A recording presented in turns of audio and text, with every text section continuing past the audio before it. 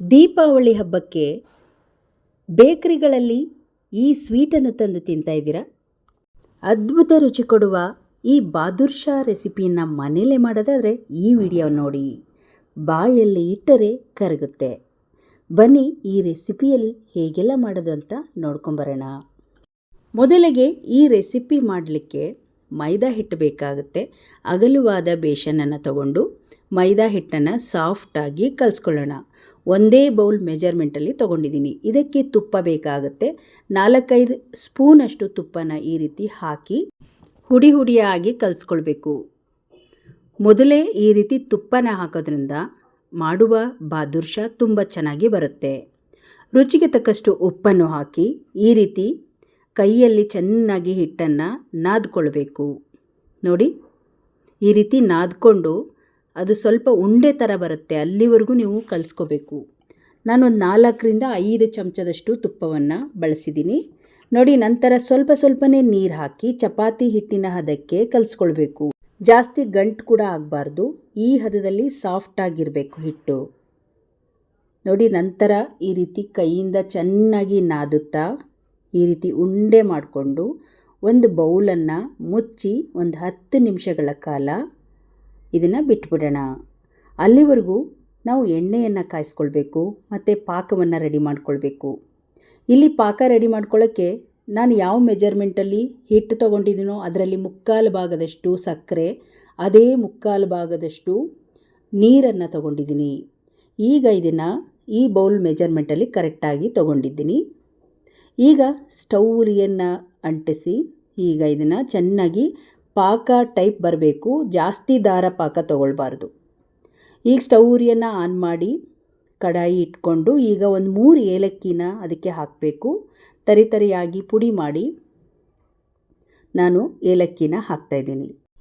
ತರಿಯಾಗಿ ಈ ರೀತಿ ಕುಟ್ಕೊಂಡು ಈ ಪಾಕಕ್ಕೆ ಸೇರಿಸ್ಕೊಂಡ್ಬಿಡೋಣ. ಇದು 5-10 ನಿಮಿಷಗಳ ಕಾಲ ಮೀಡಿಯಮ್ ಫ್ಲೇಮಲ್ಲೇ ಇಟ್ಟು ಇದನ್ನು ಕುದಿಸ್ಕೊಳ್ಳೋಣ ಚೆನ್ನಾಗಿ. ಜಾಸ್ತಿ ಏರ್ ಪಾಕ ಆಗಬಾರ್ದು, ಹದವಾಗಿ ಪಾಕ ಬರಬೇಕು. ಮಿಕ್ಸ್ ಮಾಡ್ತಾ ದಾರದ ಥರ ಪಾಕ ಬರಬಾರ್ದು. ಮೀಡಿಯಮ್ ಫ್ಲೇಮಲ್ಲಿ ಇಟ್ಟು ಈಗ ನಾನು ಕಡಾಯಿಗೆ ಎಣ್ಣೆಯನ್ನು ಕಾಯ್ಸೋಕೆ ಇಟ್ಕೊಳ್ಳೋಣ.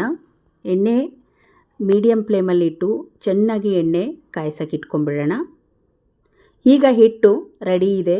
ಸಣ್ಣ ಉಂಡೆಗಳನ್ನು ರೆಡಿ ಮಾಡ್ಕೊಳ್ಳೋಣ. ಹಿಟ್ಟು ತುಂಬ ಚೆನ್ನಾಗಿ 10 ನಿಮಿಷಗಳ ಕಾಲ ನೆಂದಿದೆ. ಈ ರೀತಿ ನಾವು ಮಾಡುವ ಬಾದುರ್ಷಾ ಹಿಟ್ಟು ಒಂದು 10 ನಿಮಿಷಗಳ ಕಾಲ ನೆನಿಬೇಕು. ತುಂಬ ಸಾಫ್ಟಾಗಿ ಬರುತ್ತೆ. ಸಣ್ಣದಾಗಿ ಉಂಡೆಗಳನ್ನು ಮಾಡ್ಕೊಳ್ತಾ ಇದ್ದೀನಿ. ನಾನು ತೊಗೊಂಡಿರುವ ಒಂದು ಬೌಲಲ್ಲಿ ಒಂದು 10-15 ಬಾದುರ್ಷಾ ಬಂದಿತ್ತು. ಸೇಮ್ ಬೇಕ್ರಿಗಳಲ್ಲಿ, ಅಯ್ಯಂಗಾರ್ ಬೇಕ್ರಿಗಳಲ್ಲಿ ಯಾವ ರುಚಿ ಇರುತ್ತೋ ಅದೇ ರುಚಿಯಲ್ಲಿ ನಾವು ಬಾದುರ್ಷಾನ ಮಾಡಿ ತಿನ್ಬೋದು. ಒಂದು 150-200 ರೂಪಾಯಿ kg ಇರುತ್ತೆ. ಇದು ತುಂಬ ಕಾಸ್ಟ್ಲಿ ಇರುತ್ತೆ ನಾವು ಬೇಕ್ರಿಲಿ ತೊಗೊಳ್ಳೋದಾದರೆ. ನೋಡಿ, ಇವಾಗ ನಾನು ಅದನ್ನು ಒಂದು ಸಣ್ಣ ಉಳ್ಳೆಗಳನ್ನು ಮಾಡಿಕೊಂಡು ಒಣ ಹಿಟ್ಟನ್ನು ಹಾಕ್ಕೊಂಡು ತೆಳುವಾದ ಚಪಾತಿನ ನಾನು ಹೊರ್ಕೊಳ್ತಾ ಇದ್ದೀನಿ. ಪೂರಿ ಥರ ಸ್ವಲ್ಪ ದೊಡ್ಡದಾಗಿ ಈ ರೀತಿ ತೆಳುವಾಗಿ ನಾವು ಇದನ್ನು ಹೊರ್ಕೊಳ್ತಾ ಇದ್ದೀನಿ. ಇಷ್ಟಾದರೆ ಸಾಕಾಗುತ್ತೆ. 1-2-3 ಮಾಡಿ ಇಟ್ಕೊಳ್ತೀನಿ ನಾನು. ಒಣ ಹಿಟ್ಟ ಹಾಕೊಳ್ಳೋದ್ರಿಂದ ಅಂಟೋದಿಲ್ಲ ನಾವು ಬಾದುರ್ಷಾ ರೆಡಿ ಮಾಡ್ಕೊಳ್ಳುವಾಗ. ಈಗ ನಿಮ್ಮ ಹತ್ರ ಕಟರ್ ಇದ್ದರೆ ಕಟರ್ ತೊಗೊಳ್ಳಿ, ಇಲ್ಲಾಂದರೆ ಚಾಕು ಸಹಾಯದಿಂದ ಕೂಡ ಇದನ್ನು ಸ್ಲೈಸನ್ನು ಕಟ್ ಮಾಡ್ಕೊಂಬಿಡಿ. ಮೊದಲು ನಾವು ಈ ಒಂದು ಸ್ಟೆಪ್ ಕರೆಕ್ಟಾಗಿ ಸ್ವಲ್ಪ ಜಾಸ್ತಿ ಇರಬೇಕು, ಯಾಕಂದರೆ ನಾವು ರೋಲ್ ಮಾಡುವಾಗ. ಆಮೇಲೆ ಸಣ್ಣದಾಗಿ ಮಾಡಿಕೊಂಡ್ರೂ ಪರವಾಗಿಲ್ಲ. ಇಲ್ಲಿ ಫಸ್ಟಿನ ಸ್ಟೆಪ್ ಮಾತ್ರ ನೀವು ಸ್ವಲ್ಪ ಜಾಸ್ತಿ ಬಿಟ್ಟಿರಬೇಕು. ಈ ರೀತಿ ಕಟ್ ಮಾಡಿಕೊಂಡು ಲೇಯರ್ ಆಗಿ ತುಂಬ ಚೆನ್ನಾಗಿ ಬರುತ್ತೆ. ಈಗ ನಿಧಾನವಾಗಿ ಸುತ್ಕೊಂಡ್ಬಿಡಬೇಕು. ಸುತ್ತಿ ನೋಡಿ, ಅಲ್ಲಿ ಜಾಯಿಂಟ್ ಮಾಡಿಬಿಟ್ಟು ಜಾಸ್ತಿ ಪ್ರೆಸ್ ಮಾಡೋಕ್ಕೆ ಹೋಗಬಾರ್ದು. ಮಧ್ಯದಲ್ಲಿ ಈ ರೀತಿ ಪ್ರೆಸ್ ಮಾಡಿ ನೋಡಿ, ರೆಡಿಯಾಗೋಯ್ತು ಇವಾಗ ಒಂದು. ಇದೇ ರೀತಿ ಮತ್ತೊಂದು ರೆಡಿ ಮಾಡ್ಕೊಳ್ಳೋಣ. ನೋಡಿ, ಈ ರೀತಿ ಜಾಸ್ತಿ ನಾವು ಅದನ್ನು ಪ್ರೆಸ್ ಮಾಡೋಕ್ಕೆ ಹೋಗಬಾರ್ದು. ನೋಡಿ, ಇವಾಗ ಇದನ್ನು ಕೂಡ ಹಾಗೆ ಕಟ್ ಮಾಡ್ಕೊಳ್ಳೋಣ. ಸ್ವಲ್ಪ ಜಾಸ್ತಿ ಒಂದು ಕಡೆ ಇಲ್ಲಿ ಜಾಸ್ತಿ ಜಾಗ ಬಿಟ್ಟು ನಂತರ ಸಣ್ಣದಾಗಿ ಲೇಯರ್ ಕಟ್ ಮಾಡ್ಕೊಂಬಿಡೋಣ. ತುಂಬ ಬೇಗವಾಗಿ ಮಾಡ್ಬೋದು. ಈಗ ನಾವು ವಿಡಿಯೋ ಮಾಡೋದಕ್ಕೆ ಸ್ವಲ್ಪ ಲೆಂತಿಯಾಗಿ ನಿಮಗೆ ಗೊತ್ತಾಗ್ತಾ ಇದೆ. ನೋಡಿ, ಈ ರೀತಿ ಸುತ್ತಿಬಿಟ್ಟು ಜಾಯಿಂಟ್ ಮಾಡ್ಕೊಂಬಿಡಬೇಕು ಅಷ್ಟೇ. ನೋಡಿ, ಈ ರೀತಿ ಮಾಡಿ ಚೆನ್ನಾಗಿ ಪ್ರೆಸ್ ಮಾಡಿ ಮಧ್ಯದಲ್ಲಿ ಒಂದು ಸಲ ಪ್ರೆಸ್ ಮಾಡಬೇಕು, ಜಾಸ್ತಿ ಪ್ರೆಸ್ ಮಾಡೋಕ್ಕೆ ಹೋಗಬಾರ್ದು, ಲೇಯರ್ ಹಾಳಾಗಿಬಿಡುತ್ತೆ. ನೋಡಿ ಈ ರೀತಿಯಾಗಿ ಮಾಡಿಕೊಂಡು ಪ್ರತಿಯೊಂದು ಬಾದುಷಾನ ನಾನು ಇದೇ ರೀತಿ ಕಟ್ ಮಾಡಿಕೊಂಡು ರೆಡಿ ಮಾಡ್ಕೊಳ್ಳೋಣ. ನೋಡಿ ಇವಾಗ ಇದು ಕೂಡ ಎಷ್ಟು ತುಂಬ ಚೆನ್ನಾಗಿ ಬರುತ್ತೆ, ಅಂಟೋದಿಲ್ಲ, ಯಾಕಂದರೆ ಒಣ ಹಿಟ್ಟು ಹಾಕಿರೋದ್ರಿಂದ ನೀಟಾಗಿ ಎದ್ದು ಬರುತ್ತೆ. ನೋಡಿ ಎಷ್ಟು ಚೆನ್ನಾಗಿ ಕಾಣ್ತಾ ಇದೆ ಲೇಯರು.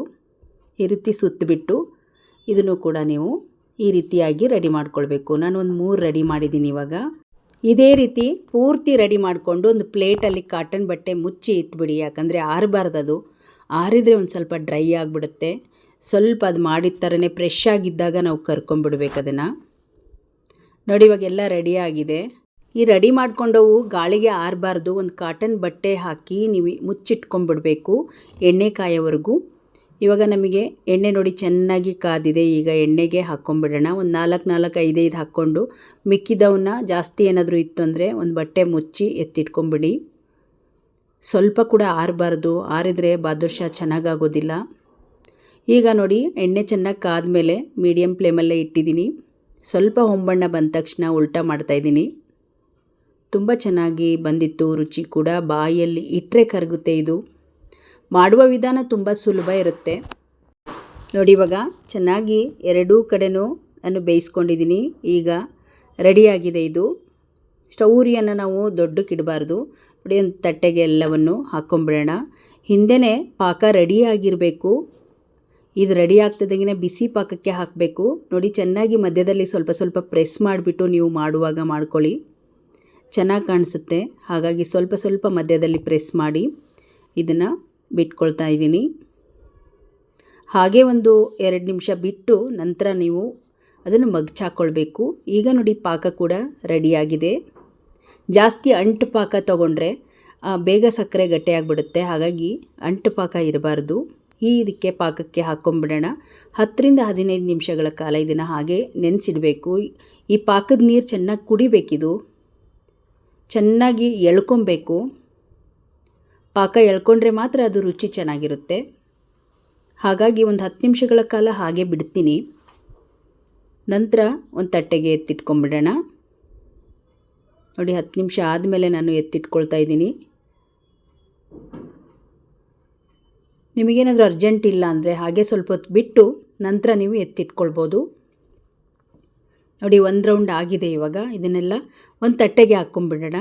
10 ನಿಮಿಷಗಳ ಕಾಲ ಇದ್ದಿದ್ದರಿಂದ ಸಕ್ಕರೆ ಪಾಕ ಚೆನ್ನಾಗಿ ಅದಕ್ಕೆ ಎಳ್ಕೊಂಡಿದೆ.